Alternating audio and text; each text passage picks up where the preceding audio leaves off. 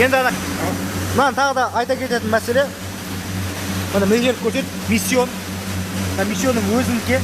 Бұл енді неге нержавейка подарок жүреді, оборудование как комплект. Соншалықты сапалы жасалған.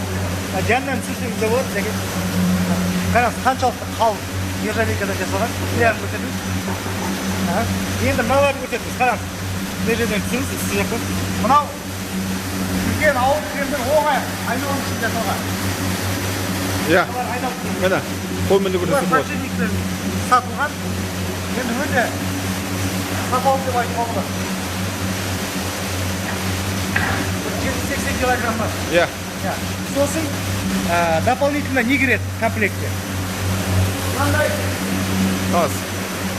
Бірақ егер бір тонна сүрсең, бұл енді Кілемді не қылуға қойып ана итті, мысықты, исі бар кілемдерді осы жерге отдельно замачивать етуге болады. Иә. Ішіне химикат құйып, бір күнге, жарты күнге кілемді қойып қоюға болады. Соған жақсы мынау. Кейбір кілемдер. Енді жалпы осындай жәке қалай енді ризасыз ғой главное. Алла разы болсын, қызмет етсін халыққа. Бізде осыдан пайда табайық, береке болсын. Енді Жұмыс істейік. Рахмет. Рахмет сізге. Жақсы.